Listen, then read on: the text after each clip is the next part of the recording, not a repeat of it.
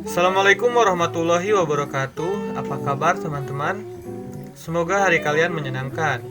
Kembali lagi bersama saya di channel kesayangan kalian, Indo Movement Channel. Pada kali ini Indo Movement akan membahas organisasi masyarakat tertua yang ada di Indonesia.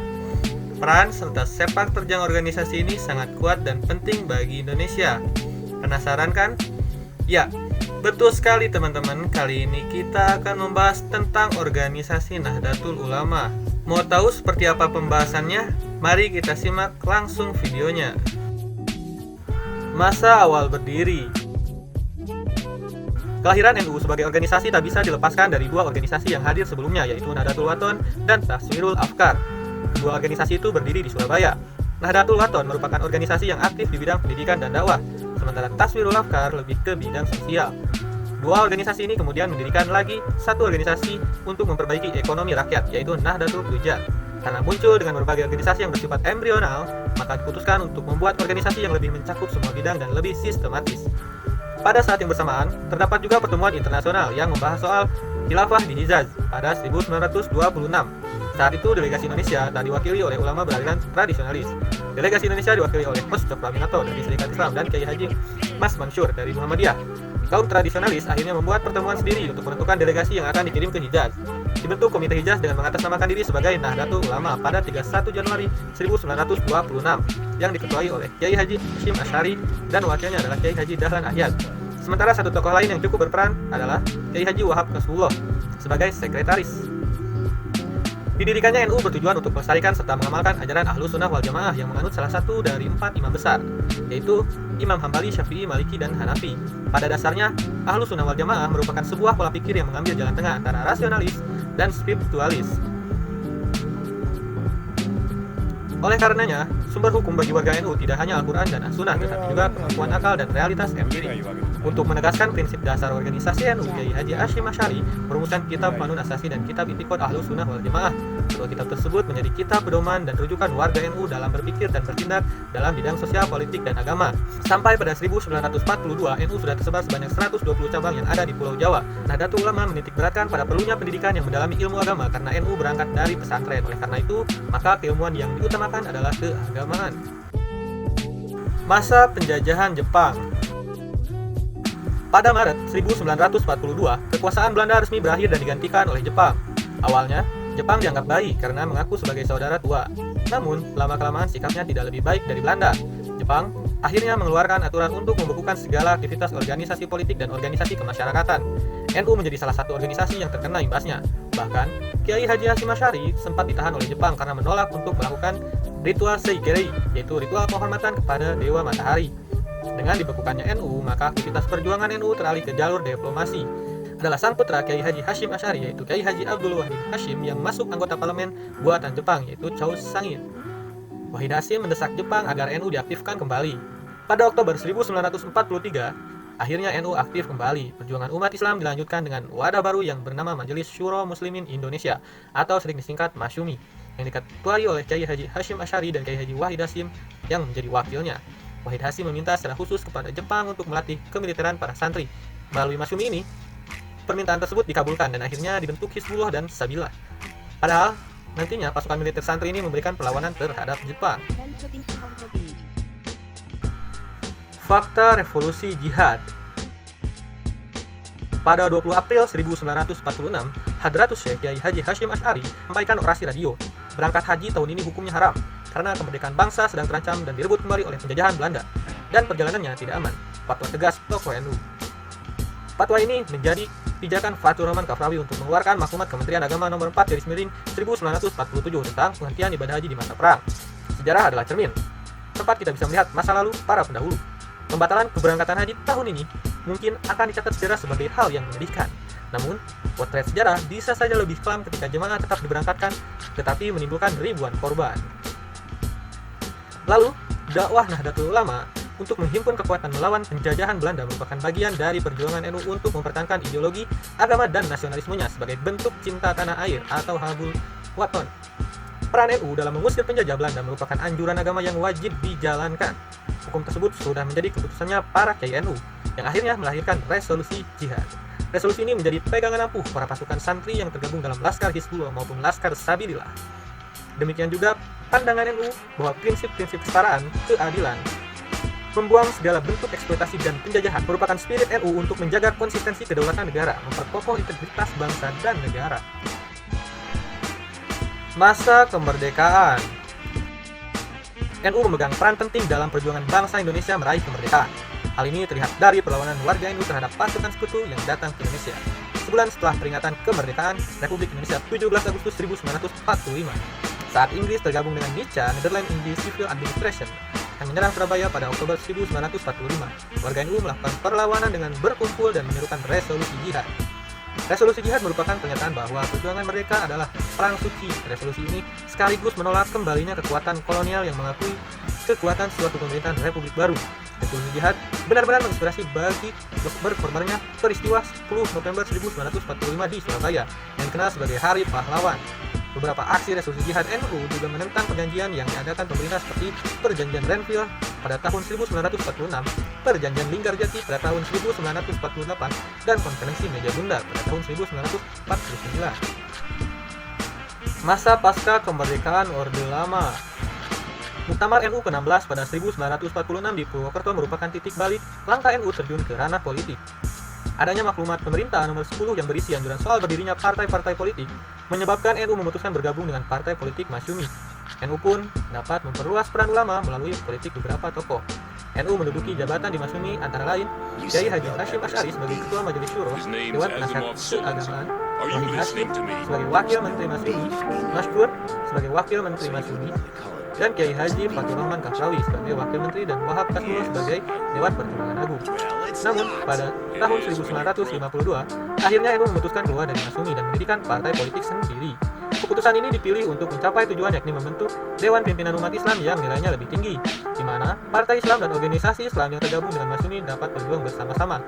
NU merekrut tokoh-tokoh baru seperti Haji Jamaluddin Malik dan Kiai Haji Ilham Khalid. NU juga membentuk Liga Muslimin Indonesia pada 30 Agustus 1952 dengan menjalin persatuan dengan PSSI, PERTI, dan Darut Dakwah wal Irsyad. NU berusaha untuk mencapai masyarakat Islamiyah yang sesuai dengan hukum Allah dan sunnah Rasul. Sebagai partai politik baru, NU cukup sukses dalam pemilihan umum 1955. NU mendapat total 6,9 juta suara dan mendapatkan 45 kursi di parlemen. Kesuksesan ini tidak lain karena basis NU yang sangat banyak di pedesaan. Keberhasilan ini juga sebagai bukti kaum tradisional bisa menyatukan aspirasinya, sehingga mampu mendapat tempat dalam kehidupan berbangsa. Sebagai partai, NU juga berhasil melembagakan peran ulama dalam parlemen, seperti menguasai Departemen Agama yang terjadi hingga kini. Pada periode 1959 hingga 1966, Indonesia terbuka menerima konsep demokrasi terpimpin yang diusung oleh Soekarno. NU masih mempertimbangkan siyah yang artinya jika terjadi benturan antara dua hal yang sama buruk, dipertimbangkan yang lebih besar bahayanya, laksanakan yang paling kecil akibat buruknya. NU juga tampil menjadi kekuatan yang memerangi keras komunisme. Beberapa organisasi dibentuk, antara lain Barisan Ansor Serbaguna yaitu Banser, Lembaga Seni Budaya Muslimin, Les Bumi, dan Persatuan Petani NU Pertanu. Masa Orde Baru. NU secara terang-terangan menyatakan akan kembali ke hitohnya sebagai Jamiah pada periode ini. Pada Muktamar NU 1979, NU menyatakan kembali menjadi organisasi keagamaan seperti saat awal berdiri pada tahun 1926. Hal ini tidak bisa dilepaskan dari proses bergabungnya Partai NU ke P3. Selain itu, juga banyak kekecewaan yang muncul yang menyertai perjalanan politik NU yang semakin mendorong NU kembali ke hitohnya. Meski demikian, anggota NU tetap bisa ikut dalam ranah politik secara perseorangan. Sebelumnya, proses penggabungan partai politik awalnya terjadi pada 1973. Semua parpol tergabung dalam dua kutub besar, yaitu Partai Persatuan Pembangunan dan Partai Demokrasi Indonesia. NU bersama partai-partai Islam disatukan dalam P3 bersama Parmusi, PSI, dan PERTI. Sedangkan kutub PDI diisi oleh PNI, IFKI, Parkindo, Partai Katolik, dan Partai Murba. Layaknya di Masyumi, pada masa pasca kemerdekaan hubungan P3 dan NU sangat kuat. Namun, seiring berjalannya waktu, hubungan tersebut memburuk. Toh ke NU 1926 otomatis membuat NU keluar dari P3. Walau tetap membebaskan anggotanya terjun ke dunia politik, NU melarang anggotanya untuk rangkap jabatan dengan organisasi lain dalam Musyawarah Nasional 1983. NU mengeluarkan larangan perangkapan jabatan pengurus NU dengan jabatan pengurus organisasi politik. Saat pertimbangan larangan tersebut, salah satunya adalah bahwa perangkapan jabatan ikut terbaginya perhatian dan kesungguhan melaksanakan tugas keagamaan sosial yang menjadi hitoh NU. Di saat pemerintah Orde Baru memberlakukan asas tunggal yakni Pancasila, NU juga memberikan dukungan penuh. Hal ini terbukti pada Muktamar NU ke-27 di Situbondo pada 1979. 1984. Keputusannya berbunyi, Nahdlatul Ulama berasaskan Pancasila. Nahdlatul Ulama sebagai Jamiah Diniyah Islamiyah berakidah Ahlussunnah wal Jamaah mengikuti salah satu dari 4 mazhab Hanafi, Syafi'i, Maliki, dan Hambali. Masa Reformasi. Pada masa reformasi, NU melahirkan Presiden Republik Indonesia dari kalangan tradisionalis dan kalangan santri, yaitu Presiden Kiai Haji Abdurrahman Wahid. Presiden yang akrab disapa Gus Dur ini menjadi presiden per 20 Oktober 1999. Gus Dur menjadi sosok di balik reformasi yang juga dilakukan NU dalam dekade terakhir. Dalam masa jabatan sebagai Ketua NU, Gus Dur fokus dalam mereformasi sistem pendidikan di pesantren dan berhasil membuat pesantren bersaing dengan sekolah lain yang populer. Gus Dur menjadi salah satu ketua umum yang paling lama menjabat, yakni sejak tahun 1984 sampai 1999. Di periode ini, NU seperti memanfaatkan sebagai momentum memperbaiki diri. Proses lahirnya NU dari awal sebagai organisasi keagamaan menjadi terjun ke ranah politik, lalu kembali ke hitungannya lagi sebagai organisasi sosial keagamaan, membuat NU mengeluarkan pandangan yang disebut refleksi reformasi. Refleksi reformasi berisi 8 pernyataan sikap dari pengurus besar NU, yaitu yang pertama, NU memiliki tanggung jawab moral untuk menjaga agar reformasi berjalan ke arah yang lebih benar. Yang kedua, rekonsiliasi nasional harus ditujukan untuk merajut kembali persaudaraan kebangsaan, ukhuwah wataniyah.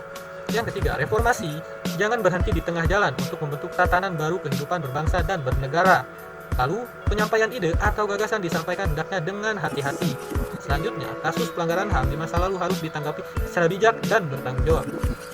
Lalu, pemberantasan KKN harus dilakukan serius tanpa terkecuali. Dan selanjutnya, TNI harus berada di atas semua golongan. Lalu, yang terakhir, praktik monopoli harus dibasmi tuntas dalam setiap praktik ekonomi di Indonesia. Pengurus besar Nahdlatul Ulama atau PBNU selanjutnya juga menyerukan agar agenda reformasi diikuti oleh seluruh lapisan masyarakat dan jajaran warga Nahdlatul Ulama.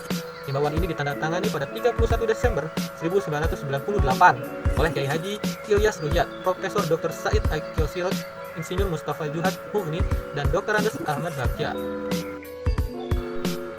Masa pasca reformasi sampai sekarang, NU telah benar-benar kembali ke hitohnya sebagai organisasi sosial keagamaan pada masa sekarang ini.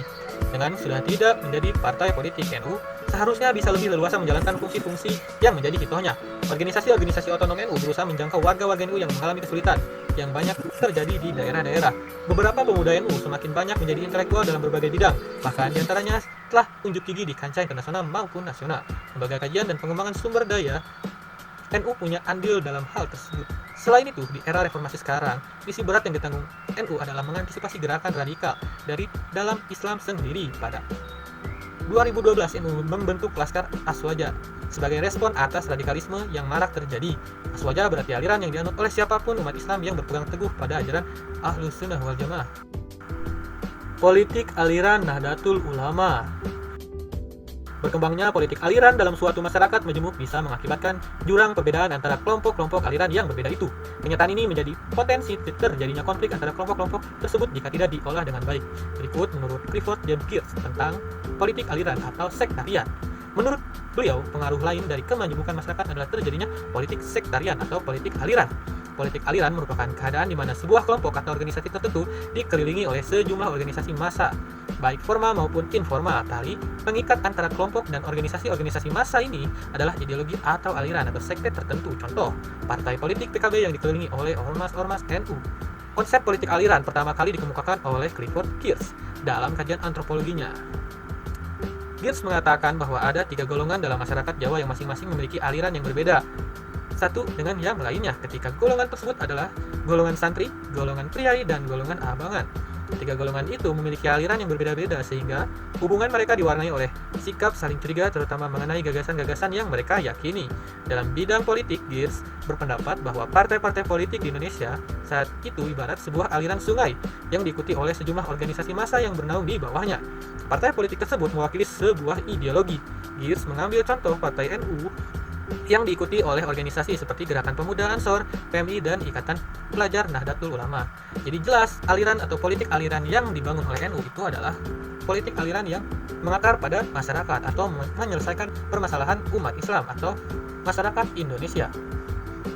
Hal tersebut ditempuh untuk menguatkan basis ideologi yaitu Pancasila agar tidak mudah diombang-ambing dan diacak-acak oleh orang lain dan bangsa lain. Nah, sekian penjelasan yang dapat kami sampaikan. Terima kasih telah menonton videonya hingga akhir. Jangan lupa aktifin notifikasinya agar kalian tidak ketinggalan video-video selanjutnya dari channel Indo Movement. Sekali lagi, terima kasih. Saya pamit undur diri.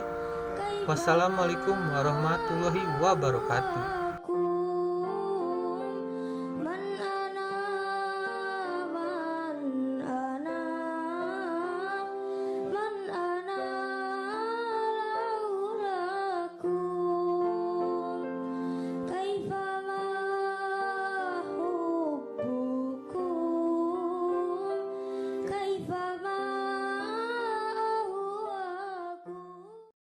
Nah, untuk kalian yang hobi menulis, gampang banget nih untuk bisa mengirimkan karya kalian di indomovement.com. Caranya, pertama buka browser di HP kalian ataupun di PC kalian. Lalu, di sini saya menggunakan Google Chrome. Ketikkan indomovement.com. Oke, kita tunggu.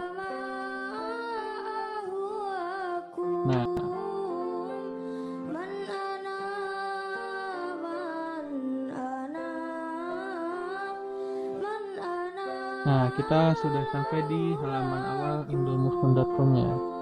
Nah, untuk bisa mengirimkan tulisan kalian, lihat di pojok kanan atas. Ada tab kirim tulisan, lalu klik.